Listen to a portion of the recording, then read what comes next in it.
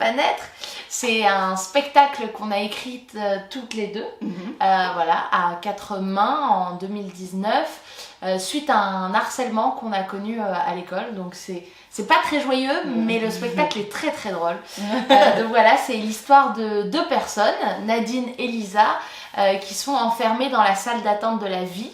Et qui attendent de rentrer dans la vie, mais on ne les laisse pas rentrer parce que correspondent pas aux critères de sélection du coup dans le spectacle, mais c'est-à-dire aux critères à la norme, quoi, on va dire. Critères de la norme. La norme, ouais. Voilà. Nadine et moi, on est, avant d'être deux camarades sur scène, on est vraiment deux amis dans la vie. On s'est rencontrés en 2016 quand on a intégré ensemble le Conservatoire national de Paris. Et à partir de ce moment-là, comme dans les films américains, on ne s'est plus lâché. Et on est devenus excessivement proches et on a commencé à faire des spectacles ensemble. Et la vraie genèse du spectacle, c'est quand on allait prendre le bus, on a commencé à remarquer que quand on marchait dans la rue, les gens nous regardaient beaucoup. et on s'est dit que notre duo, c'est vrai qu'il était marrant d'un coup. Et on s'est mis à chanter une chanson qu'on adorait, de Starmania, quand on arrive en ville. Et on s'est mis à chanter ça parce que c'était marrant, ouais, quand on arrive en ville toutes les deux. Et on s'est mis à réécrire les paroles de la chanson. Et c'est resté. Donc ça, c'était quoi, en 2017 je sais pas, très tôt dans notre relation. Et plus tard, un truc beaucoup moins marrant, en 2019, au conservatoire toujours. En dernière année, au conservatoire. On fait des spectacles de sortie et là on faisait un spectacle de danse, enfin une comédie musicale mais qui était fait par la prof de danse. Et vas-y, je t'en prie, raconte-le. Non mais voilà, en gros c'était c'est ce qu'on appelle un harcèlement scolaire, quoi, parce que comme elle voulait vraiment des corps qui étaient des corps de danseurs, de danseuses. Dans sa tête, évidemment. Et ouais, voilà. Et du coup, en fait, alors que de base, il nous était proposé cet atelier. C'était pas que pour les. Voilà, elle venait faire un atelier avec des comédiens et des comédiennes. Donc, en gros, voilà, elle voulait que des gens qui savaient vraiment extrêmement bien danser. Et elle a pas trop apprécié le fait qu'on ait des corps différents. Enfin, elle le disait pas justement, c'était jamais vraiment. C'est un harcèlement, elle voilà. le dit pas. Elle le dit pas, mais elle nous mettait derrière. Elle disait voilà, tu peux changer de place avec telle personne. C'était la personne qui correspondait bien à ce qu'elle voulait. Était devant, nous on allait derrière, on était cachés. On avait pratiquement rien. Moi j'avais rien de danse.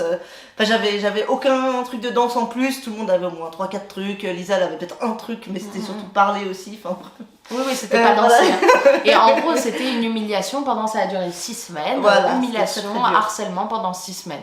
Mais bon, comme on est très amis, on était ensemble et on se dit, on se lâche pas. Et pile poil au même moment, moi j'étais en master de mise en scène, je faisais déjà des mises en scène. Je reçois un appel à projet du Festival international des Deux Mondes de Spoleto, qui est un festival pour étudiants, où ils demandent un spectacle très court. Sur le thème héros, anti-héros, et le conservatoire nous a dit ça coûte cher, soyez 2 maximum.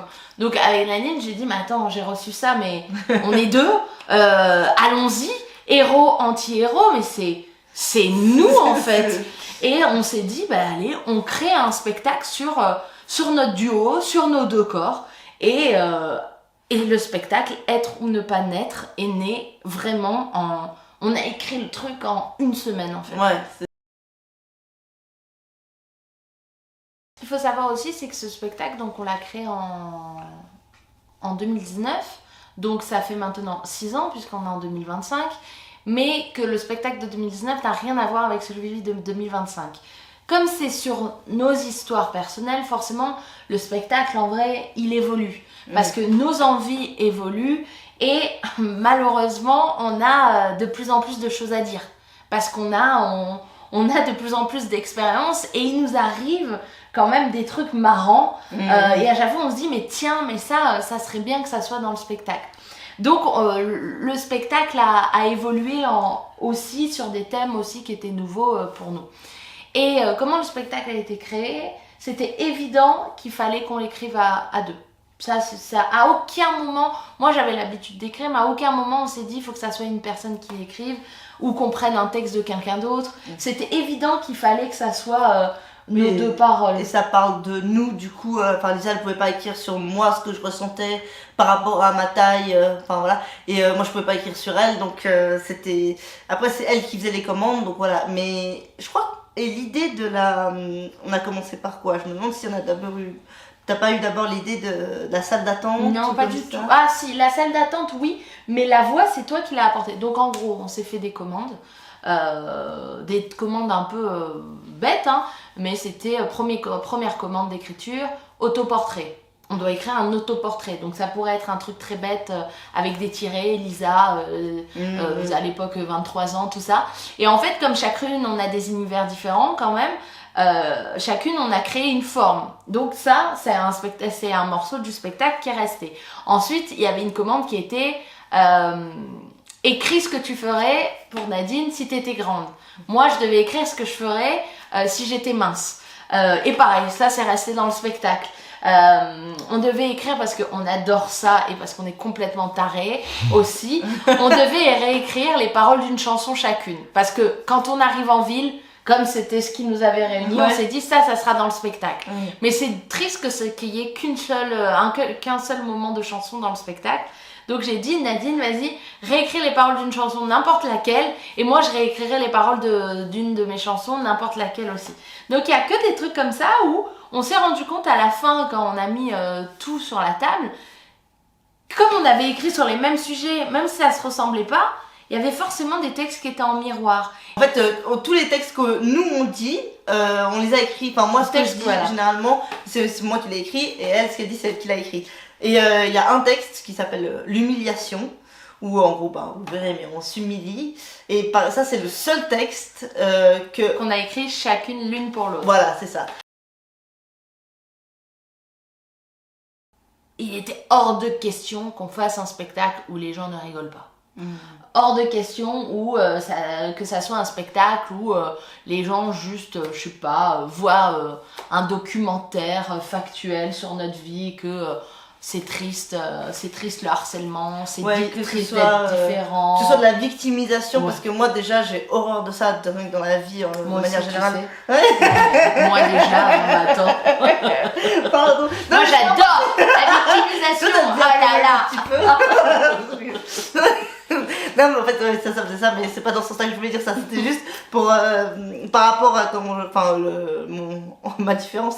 En gros, je déteste me victimiser par rapport à ça, c'est quelque chose genre, au contraire je préfère je sais pas comment dire, mais en tout cas j'ai toujours utilisé l'humour et puis pas avec ça, et du coup dans ma vie je supporte pas ça, et je pense que c'était hors de question, justement comme elle dit, d'utiliser ça, ou qu'il y ait un brin de ça dans le spectacle, ouais vraiment c'est pas du tout, enfin voilà, et pour toi évidemment c'est pareil, mais je veux dire et du coup c'était utilisé, et j'ai l'impression que c'est quand même le meilleur moyen, l'humour, pour faire passer des messages, en tout cas pour moi, enfin pour toi aussi. Mais ouais, de faire passer des messages impactants.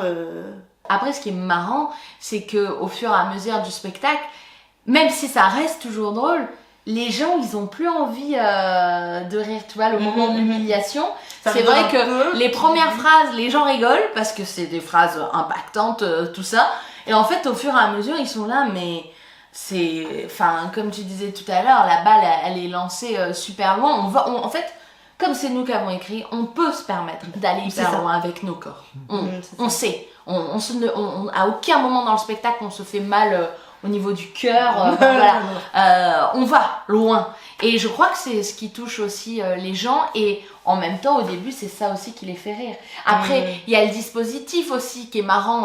On est là, assis avant que les gens rentrent, et le spectacle commence, et on nous annonce qu'on ne peut pas rentrer dans la vie. Donc le spectacle pourrait s'arrêter. Déjà, enfin, c'est vrai, c'est au début du spectacle, fin du spectacle. On pourrait dire, ah merde, ok, bon bah, ciao. Mais on continue. Et c'est vrai que c'est drôle aussi, toujours ces murs qu'on se prend. Et la forme aussi, c'est ludique, où même si c'est Nadine et Lisa, donc Nadine joue Nadine, Lisa joue Lisa. On a des moments qu'on appelle des vignettes où on se permet de jouer des personnages qui sont quand même dessinés, gros, et ça fait toujours rire les gens. Et puis il y a les moments de chansons qui sont très drôles où on reprend des standards français, la bonne variété française, et on réécrit les passages qui sont des chansons que tout le monde connaît, mais on les réécrit à notre sauce, avec notre histoire. Donc, et il y a un truc qu'on a écrit qui est marrant dans le dossier, c'est que les moments des chansons, pour les justifier, en fait, on dit qu'on chante pour ne pas hurler. Et je crois que c'est ça aussi, je pense qu'on rit pour ne pas pleurer. Et je crois que c'est le plus important, et même si les gens à la fin sont émus, je pense qu'aussi ils sont émus parce qu'ils ont bien ri avant.